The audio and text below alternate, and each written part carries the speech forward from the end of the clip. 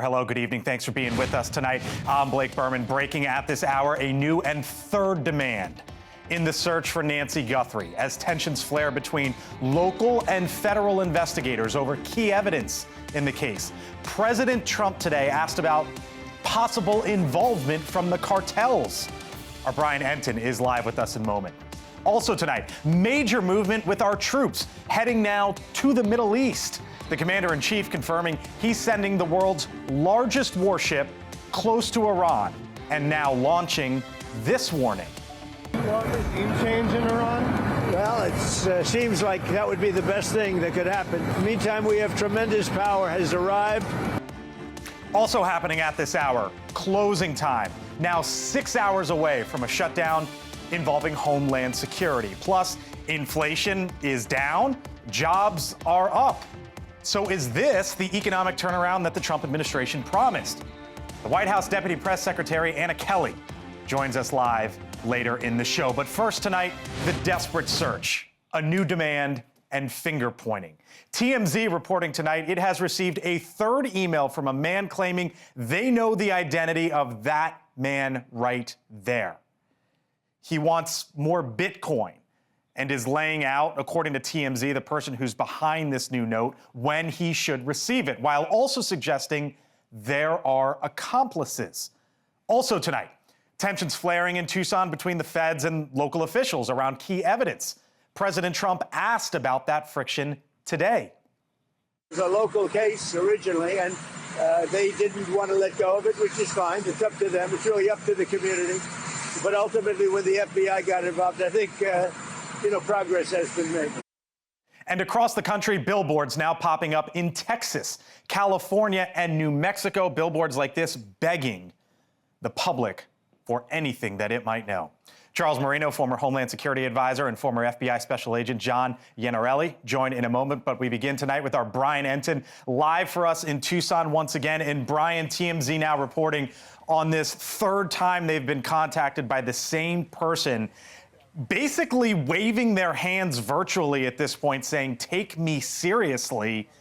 And the question is tonight, among the many, is whether or not it should be taken seriously. Yeah, it's a good question. I'm going to get to that in a second, Blake, but I want to start with something that's happening right now. We know that the Pima County Sheriff's Office airplane is up in the air, and I've actually heard it flying over within the last couple of minutes.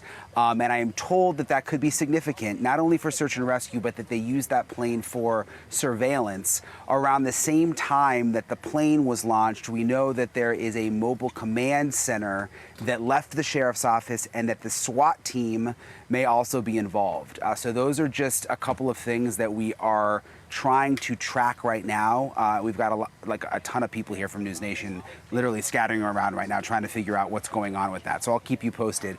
In terms of the TMZ letter, another TMZ letter coming in, same email address as the last letter. TMZ is identifying the person as a man who claims that they know where Nancy Guthrie is, that they know the condition of Nancy Guthrie, and now asking for $100,000 total, wants one fraction of a Bitcoin worth $50,000, and then wants another $50,000, I believe, in cash.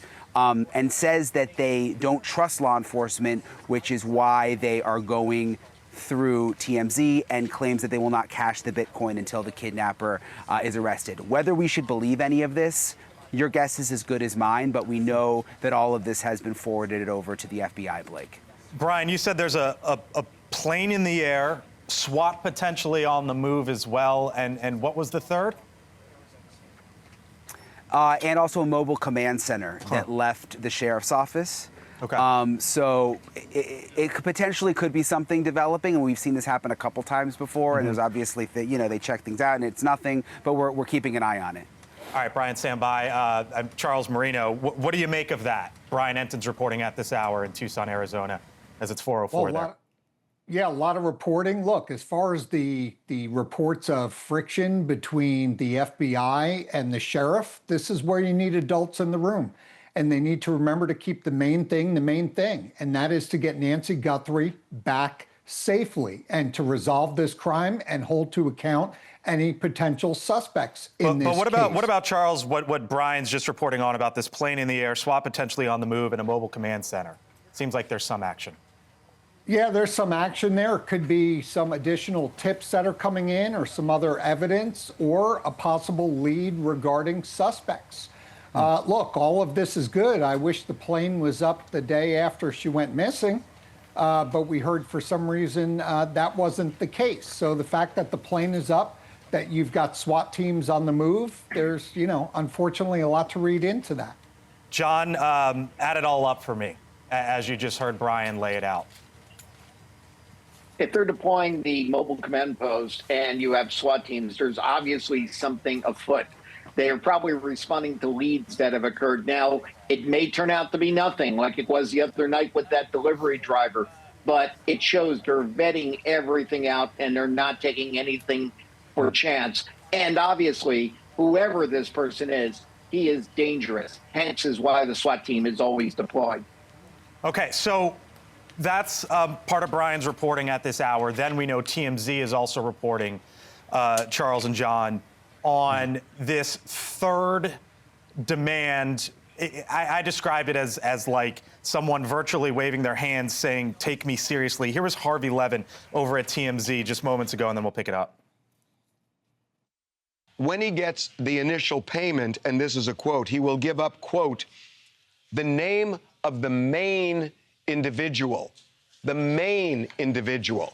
So clearly he is suggesting, and he did insinuate this before, but he is saying it squarely here, the main individual. That means if this is legit, he has accomplices.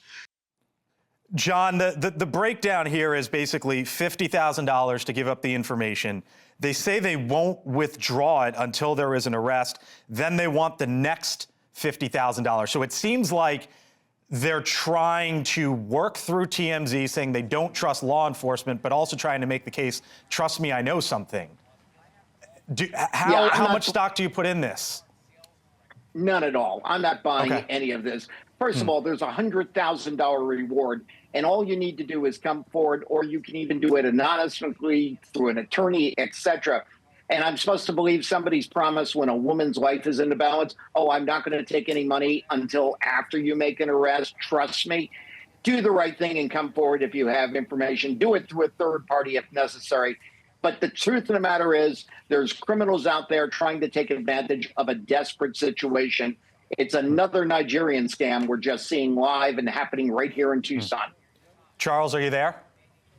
Yeah, look, I mean, you've got to look at the evolution, right? More along the lines of an outright ransom note in the first reported correspondence that took place. Then you start to see this morph over time, raising the amount in return for Nancy Guthrie. And now you have the same email address kind of changing the narrative, saying, look, I can give you the main guy if that's who you want. So I'm not putting too much faith in this. I don't think law enforcement are. I know they're masking their internet protocol address. Law enforcement will have to figure out how to overcome that challenge to find out who they're dealing with here. But in the meantime, the investigation needs to stay focused on more of the overall finding a suspect here. Okay, here was President Trump earlier today as well, as it relates to, he was asked a question about possible involvement with the cartels. Here he was. Do you think the cartels are at all involved in Nancy Guthrie's case, or another nation state potentially? You can't say that yet, it's a little bit early, but it's somebody either knew what they were doing very well or they were rank amateurs. Either way, it's not a good situation.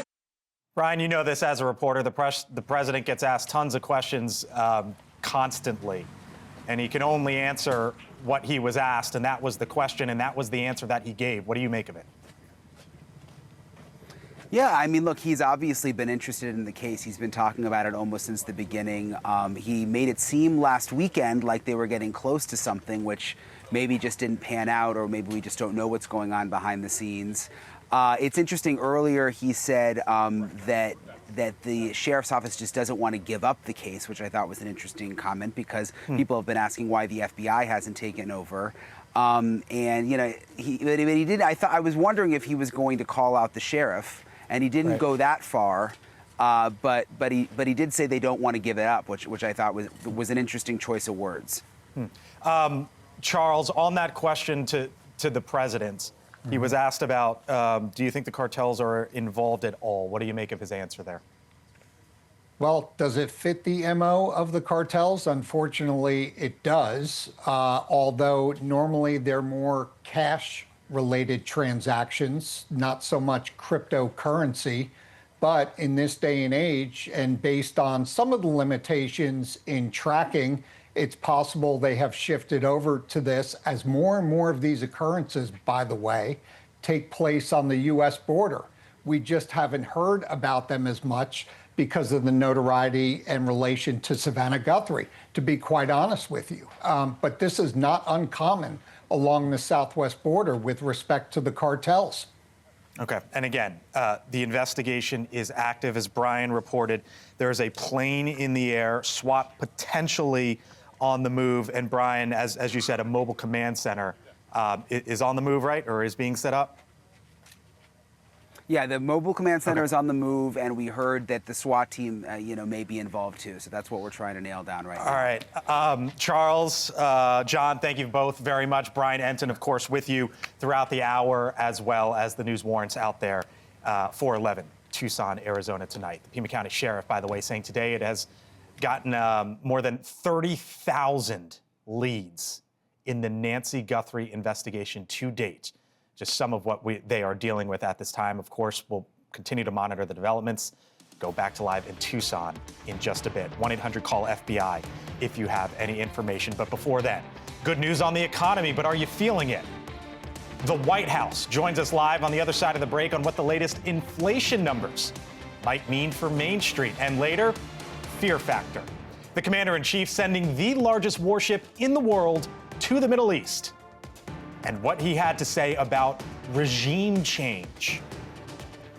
I think they'll be successful, and if they're not, it's going to be a bad day for Iran.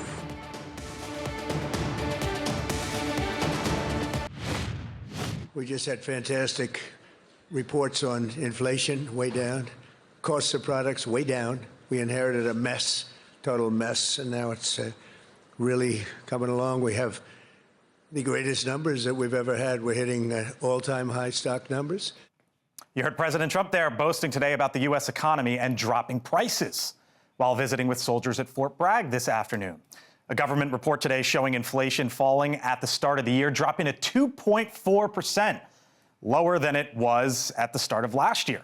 Meantime, the January jobs report showed average hourly earnings growing by 3.7% over the past year, so wages rising higher than inflation. And the economy added 130,000 jobs last month. We learned that this week as well. That is the best read of the second Trump administration to date. But if you look back at the last 6 months, maybe take a farther view, a different picture, because in that time, the economy only added 85,000 total jobs. And in 2 of those months, employment growth was negative. Joining me now, Anna Kelly. She is the Deputy White House Press Secretary, live with us tonight here on the Hill from the North Lawn. Anna, thanks for being with us on this Friday evening. So let me start with inflation, because we saw it drop down to 2.4%. Is it the White House's feeling, Anna, that this is mission accomplished on inflation, or do you still think that you need to see more from here to get to that point?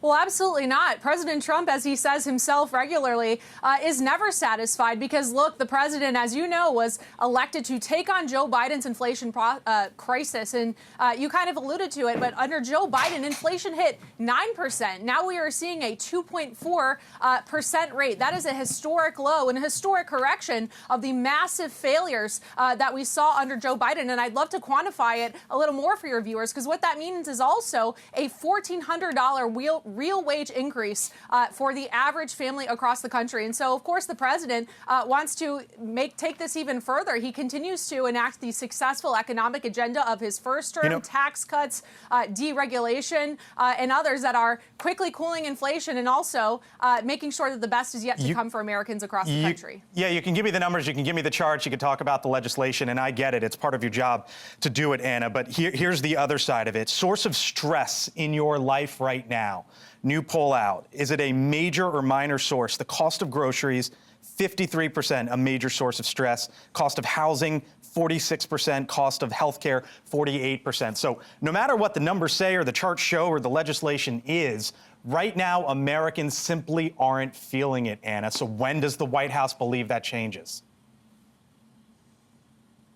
Well, I kind of just alluded to that because as the president said, as I just said, President Trump's never satisfied. As I noted, the president, again, was elected to take on Joe Biden's inflation crisis. That at one point hit 9%. And the president continues to enact successful policies. I know he's not satisfied until the end, but I guess what I'm getting at is when does the White House feel that things are going to start to turn with the American public? Because this has been the case for quite some time in this administration and the prior one. Well, what I was getting to is that there are many policies, such as those in the One Big Beautiful Bill, that will soon take effect right in the pocketbooks of Americans across the country. No tax on tips, no tax on overtime, no tax on Social Security. Again, promises made, promises kept for the president that Americans are going to be personally experiencing very soon when they file their taxes this year. Reshoring manufacturing, that is going to pay off in the short term and the long term in the form of bringing jobs back to our country, jobs that were long sold out and sent across the world. So this president, again, is quickly taking on this inflation crisis, quickly working to bring jobs and economic prosperity back to Americans. But again, as I said, he is never satisfied and will continue to enact these policies to bring relief to Americans all across this country. Hours away from a partial government shutdown involving the Department of Homeland Security. Here was Hakeem Jeffries, the top Democrat in the House earlier today, and then I'll get your reaction on the other side. We've drawn a hard line in the sand on behalf of the American people, and we're not going to allow the Congress to cross it. ICE needs to be dramatically reformed. Period. Full stop. He's talking about dramatic reforms, Anna. The Democratic Party, Democratic leaders have rolled out 10 different demands. We know that the White House and the president has talked about body cameras, and we hear that from Republicans, but that's one, and then the other side is at 10. How far is the White House willing to move here, given the polling shows that the American public isn't satisfied with ICE's performance in American cities?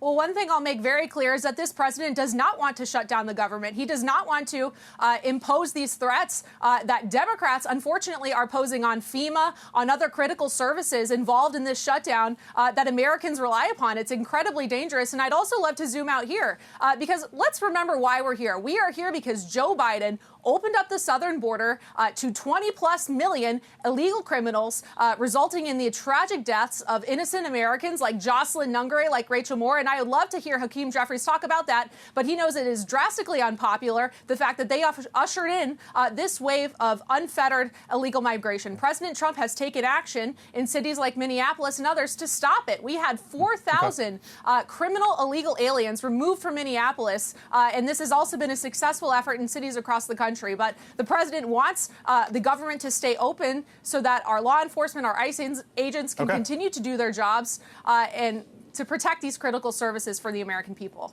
Anna Kelly with the White House. Appreciate the time tonight.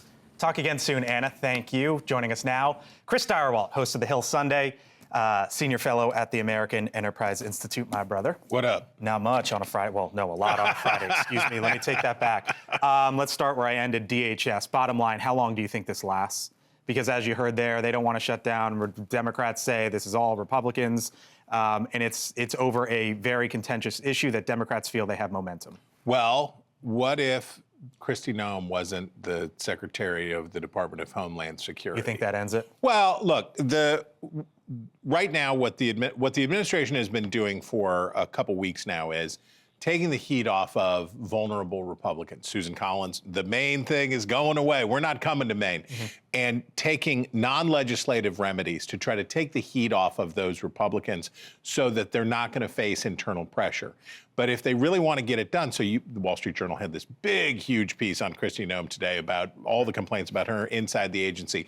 You want to pierce the balloon.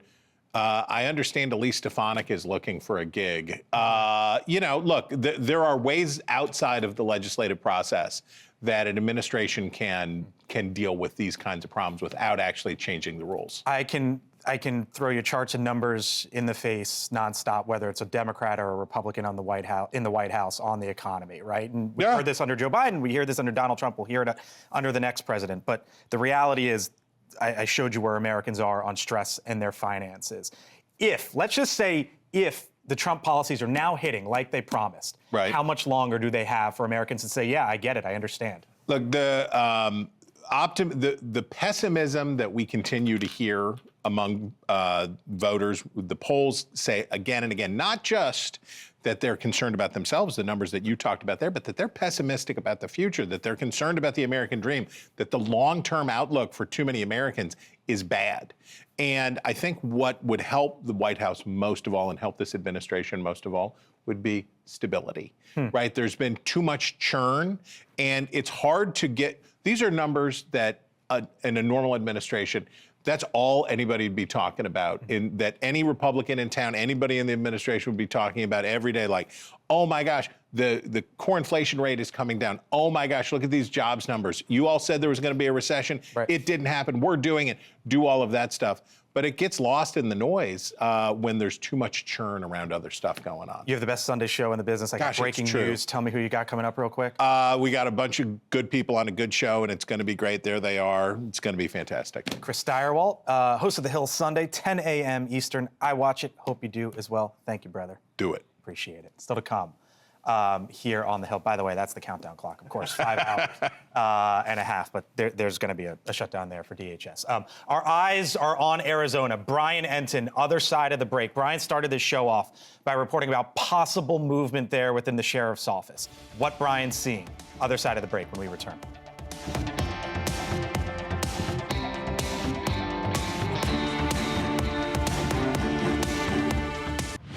There is a ton of breaking news out of Arizona right now. The SWAT team has been mobilized. They are now on the move, and so is our Brian Entin, who is trying to track it all down. Brian, come on in. You're in your car. You're with your photographer. Where are you headed as you've learned that SWAT's on the move?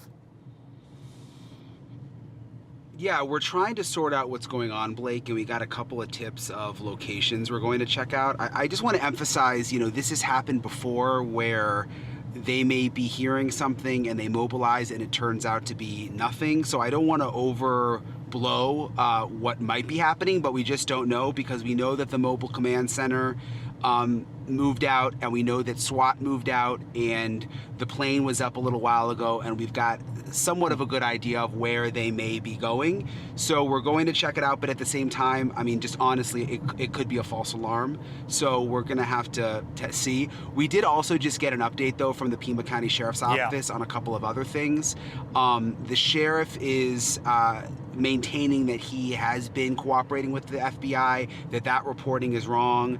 In terms of, there was reporting yesterday that a glove was found inside the house. That came from FBI sources. The sheriff is saying that's not true, that they did not let me inside Nancy Guthrie's house. Yeah, Brian, you're driving. I have this statement here. I was just given to it, so let me read it real quick as it comes from the Pima County Sheriff's Office. And this is what they say about the evidence, and I'm quoting here. They say several gloves have been located during the investigation. The closest gloves were found approximately 2 miles from the home. Reports that a glove was found inside the residence or on the property are inaccurate. All collected evidence has been submitted for laboratory analysis. And here's what I want you to pay attention to, Brian. They say DNA other than Nancy Guthrie's and those in close contact to her has been collected from the property. Investigators are working to identify who it belongs to. They go on to say we are not disclosing where that DNA was located. So that's the latest evidence, Brian, as they label it from the Pima County Sheriff's Office. Wow, so that's a big deal because I hadn't read the full statement yet because I've been driving. Yeah. So you're saying that they located DNA that does not belong to Nancy Guthrie and does not belong to the people who are close to her and frequented the inside of the house. So it's someone else. Yes, DNA other than Nancy Guthrie's and those in close contact to her has been collected from the property. Investigators are working to identify who it belongs to. So the suggestion there is it's not that they have DNA that isn't obviously Nancy Guthrie's or anybody who would be there in close contact for reasons that aren't nefarious, is the way I read that.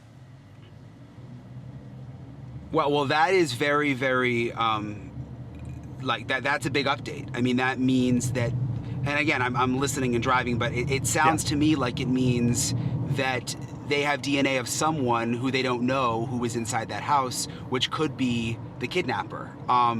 And as they continue to test that DNA and try to, I mean, we've done this with Idaho, you know, they can go back through genealogy testing, I mean, this could really lead to something. That's a big development, Blake. So let me keep going and let me bring in Rob Chadwick and John Iannarelli here to get some analysis here, because they also say, Brian, Rob, and John, that the suspect description released by the FBI this week remains a key focus. However, investigators are not ruling out any individuals or possibilities. No suspect vehicles have been identified. They go on to say, we ask the public to continue submitting actionable tips. Rob Chadwick, John Iannarelli, jump on in with me here. Rob, what do you make of what the Pima County Sheriff's Office just put out? Well, I think it's a tremendously positive potential development. Obviously, they'll take that new DNA. They have eliminated the loved ones or the people that have are known to have been in that house, including, of course, Nancy, and then run it through CODIS, which is the Combined DNA Index System. And even if the subject or if the person that has that DNA match isn't in that necessarily, what they might be able to do, as your reporter correctly assessed, is possible genealogy match, right? Someone related to that person is likely in that database. And again, just start narrowing the scope and really closing down the perimeter on this person. John, how quickly can they narrow it down, you think, at this point, given that that's what the investigators there have just released? Well, once they have the DNA analyzed, it's just a matter of putting it into the system and seeing if they get any sort of hit, just like Rob said. So it's a pretty quick turnaround. It's one of the ways they've already eliminated several individuals, including the person who was stopped the other night. They were able to check against everything they have to date and eliminate that person in addition to the story he gave. Rob, so Brian Enton's on the road because Brian, as he's reported, that SWAT is mobilized, that the Mobile Command Center is on the move as well. And all of this sort of coming together as this new information was put out. Rob, you're ex-FBI SWAT. What do you make of once you start to stack up all this information at 4:36 out in Tucson, Arizona this evening? Well, we know that SWAT units have been deployed for quite some time there as a quick reaction force. I'm sure multiple teams are in the area in different areas just to be able to react quickly. Now, what your reporter is following now, we also have to remember there are other, criminal services going on. The Pima County Sheriff's Office has to service the rest of the community, and crime doesn't stop. So we're assuming that, whatever this deployment is might be related to the Guthrie case. But then again, there's a decent chance it's not. The other thing to keep in mind, too, is the SWAT team is very well aware that every movement they are making is under scrutiny, and they're certainly not going to lead, reporters. And again, not knocking what we're trying to do here. The media can be a tremendous help to law enforcement, but we certainly wouldn't want to tip off, someone who's holed up somewhere. So, this is not their first rodeo either. They're not going to lead them directly to a scene, I would not suspect. Brian, how long have you been driving? When did you sort of get this information as it all seems to potentially match now together, and where are you right now? Yeah, it's felt like something is developing over the last hour or so, and what he said is so true. I mean, this could be something unrelated, although our sense is it's not, but they could also just, and I've seen them do this other days, and there are multiple SWAT teams here, including an FBI hostage rescue team. They will stage in different locations, just waiting for the call, thinking that something may be happening soon. And that was also a good point. Like, when we get closer, I'd actually, we're not going to be live because I want to see what's happening first, and we don't want to jeopardize the investigation and say and if there is something happening, say exactly where we are, or even report on it in real time. So we want to be responsible about that. I mean, we're still a good 3 miles away from where we're trying to go, but we're going to be careful about that, Blake. Brian's got lengthy reporting background in local news, as do I. Brian and I once worked at the same station way back when, and when you come up on a scene and there's a SWAT situation, you don't point the cameras there for obvious reasons. Rob, as you bring up, they say in this release from the Pima County Sheriff's Office, they say that they don't have any vehicles that they don't have any vehicles at this time. No suspect vehicles have been identified. If it does seem like they are potentially getting closer here, how is it, John, that maybe they could get from here to tracking down a vehicle? Because we often know in so many of these instances, it ends up being a license plate or a vehicle that really becomes a key factor in tracking an individual or people down. There's a lot of ways we could have gotten here. It could be as simple as a license plate reader that picked up information that they were able to focus as part of the investigation, perhaps picking up cell tower information that identified a potential individual in a matter of looking at what vehicles they have. The most logical is someone picking up the phone, calling in one of the 18,000 leads received and reporting a suspicious vehicle and a license plate. However they get there, the important thing is law enforcement is going to eventually arrive. All right, we continue to keep our eyes Tucson, Arizona, as it's 4:40 out there. Authorities are on the move, or Brian Enton on the move. Rob and John, stick with me. Pima County Sheriffs with pretty big announcements and developments. Our coverage continues on the other side of the break.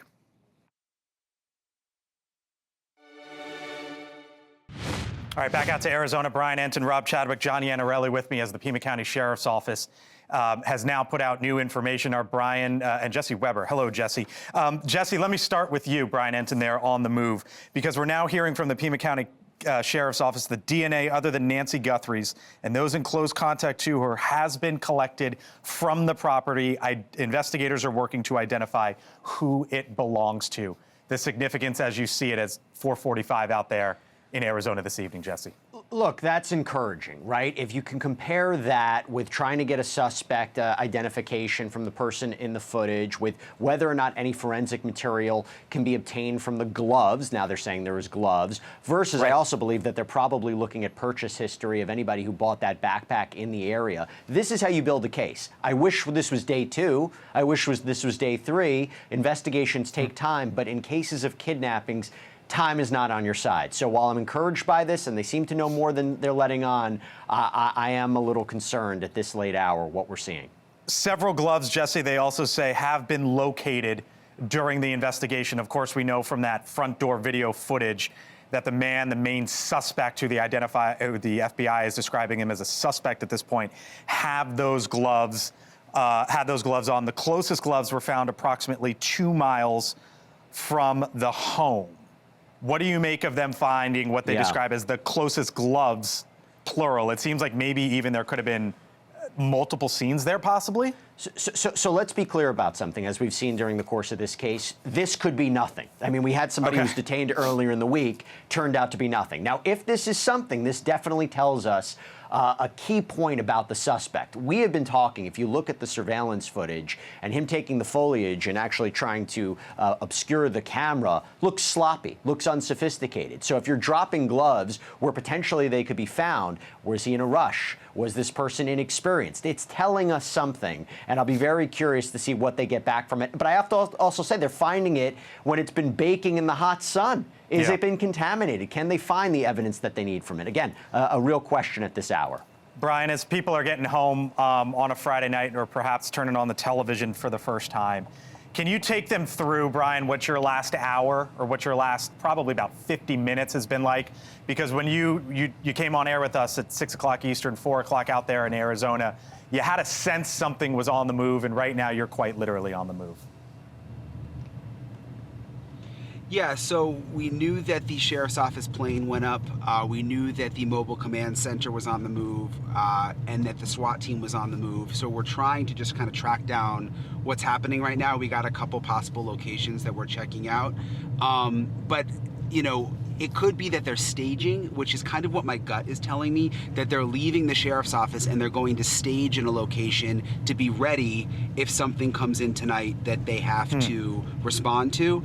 That's what we saw them do the other night. Remember when they went and detained the man in Rio Rico, which ended up being nothing. It was the same kind of a situation. So that's kind of where we're at right now, and we're just trying to figure out kind of what's actually happening, because just because we know that they're moving doesn't, you know, we don't know much more than that at this point. We believe it's connected to the case, but we're not positive, Blake. Rob, is Brian's gut onto something there? Yeah, no doubt. Any time a SWAT team deploys, unless it's just an absolute, you know, life and death emergency, they're going to stage somewhere. They're going to obviously develop what they call a hasty assault plan in case things change and there's a threat to life that has to be resolved immediately.